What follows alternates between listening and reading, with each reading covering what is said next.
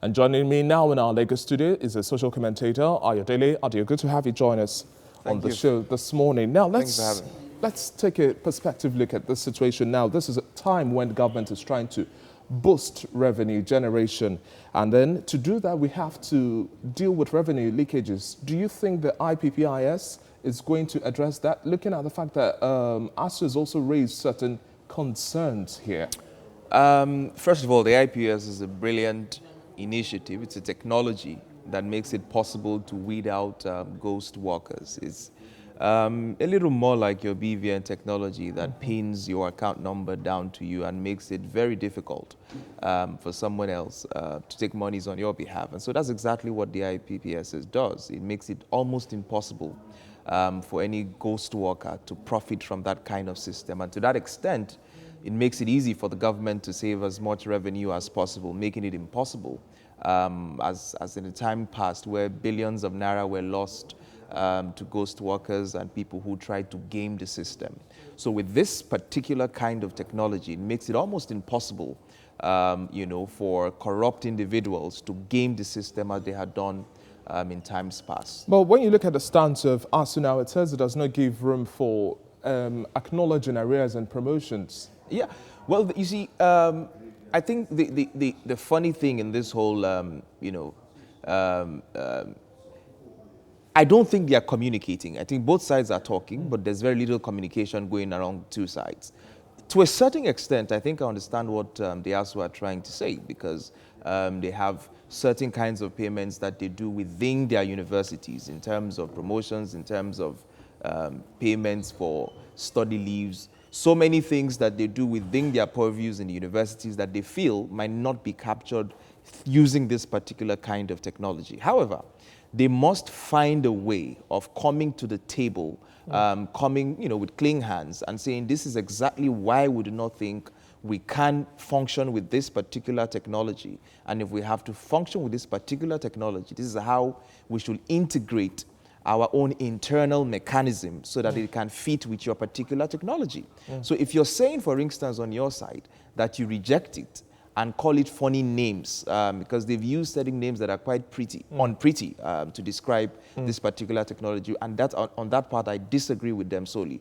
What they need to do is to come to the table and bring your own peculiarities and see how you can integrate those peculiarities with the technology that the federal government is proposing. Now, beyond this discussion, now let's talk about how well should we automate our processes? Should we integrate, especially our payroll system, capturing data? Because data is big, and that helps us to also have projections put in place. We've had a history of problems with data management in Nigeria. So you have to capture data for your driver's license, for international passport, for your SIM card registration. We capture data every now and then, and it's being impossible somehow for us to integrate that data and synchronize it if you'd like. So I think it's important to move in that direction because it's a security issue. It makes it very easy for security agencies to track who is who at any point in time. And it makes it easy for, setting, for instance, what the federal government is proposing and what have you. So I think it's important for us to go in that direction to ensure that our data are captured, to ensure that every Nigerian is registered in a particular database where he or she can be identified. Okay, thank you very much for your contribution. It's been a pleasure speaking with you, Ayodele Adio. Thank you. Joining me now in our Lagos studio is the managing editor of the Avalon Daily, Ayodele Adio. Good to have you join us on the show this morning. Thank you for having me. Now, today is the deadline, and the Minister of Finance, Budget and National Planning says there is no going back. ASUU, on the other hand, has also threatened a strike over this payroll system. Should strike be the next language? What should have been the means of communication?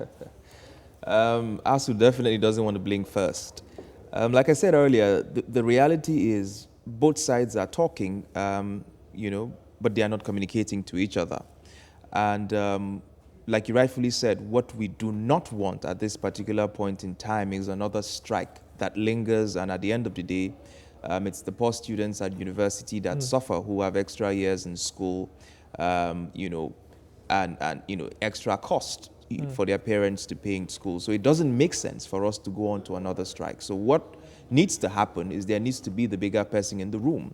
And the reality is they are of course, no doubt peculiarities, with the ASUU or the university structure that makes it difficult for the IBPSS to capture certain kinds of payments. So what I expect the ASUU to do on their own part is to engage the government as to what those peculiarities are and how those peculiarities can be integrated into the IPSS.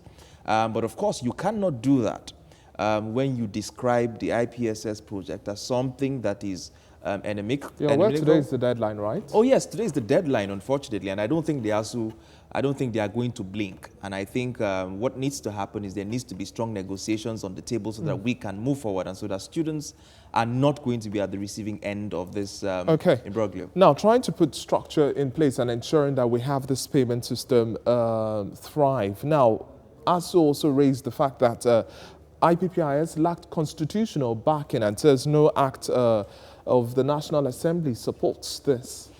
Of course, yeah, no act of the National Assembly technically supports that, but again, it's a federal government directive, and the directive actually is aimed, at weeding out ghost workers, at the end of the day. And of course, they also have relied on what they described as university autonomy. Of course, that autonomy grants them a lot of leeway in terms of the administration of universities. But you don't have autonomy to the extent that you're still funded by the federal government. You can have autonomy financially, when you fund universities yourself, or if you have endowment funds. But they're like calling for reforms do. This time around. So do you think we'll see any reforms, anything to explain or show clarity for them? Of course, they are calling for reforms, but what kind of reforms are you calling for? Do you want autonomy to run universities on your own and not to rely on federal government funding? Because as long as the federal government will continue to fund you, has a say. It has a dog in this fight. So they have to come to the table, have a proper conversation, present your facts, let us know your peculiarities, and the government also needs to come to the table with a mind of understanding what these peculiarities are and work the situation out for the betterment of the Nigerian students and the educational sector as a whole. It must be a win-win situation. It must be a win-win Thank you very much for your time, Ayodele Adio. And joining me now in our Lagos studio is the managing editor, the Avalon Daily. Good to have you join us, Ayodele Adio. Now, thank you. We have this matter on our hands now. October 31, today is the deadline. What can we do in the interim to manage the situation? The IPPIS has come to stay. ASUU is also saying we must be heard. How do we solve this situation once and for all to manage our revenue leakages? I think we need to have adults in the room now and let common sense prevail. At the end of the day, what you want is an effective educational system, and you don't want students to suffer. On the other hand, you also want a system that protects you from fraudulent activities where people do not game the system and corrupt practices do not thrive. So these are two valid points on both sides of the aisle, and so they need to come to the table and have an honest conversation, or an honest debate, if you like, about the pros and cons. How do they do that today? Because the federal government has said you are not registered, you are not getting a salary. You see, you don't need, the way I see it, you don't need a command and control kind of system here. You need to have an honest conversation like adults in the room. So the ASUU are saying, for instance, they have certain peculiarities that do not fit into the IPPIS. The federal government is saying, no, we need to block leakages in the system and we do not want ghost workers. So both sides have to come to the table and say, okay, these are the peculiarities I have. How do you integrate this into your system? So the government also needs to today. say, there has to be a meeting. There has to be a meeting. Both sides need to present their case. Both sides need to come with clean hands, but both sides need to come without egos, but with the interest of the Nigerian educational system, with the interest of the Nigerian student, and with the interest of weeding out corruption from the system.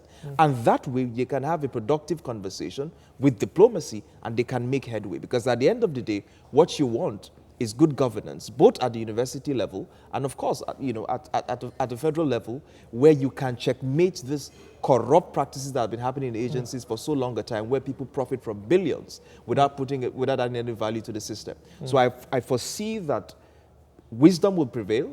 Adults will take position, and they should have an honest conversation, and let's move the country Hopefully we forward. don't have a meltdown, and just like you've hinted, we should likely see a conversation sit down between ASUU as well as the federal government. Thank you very much for speaking with us. Ayodele Adio.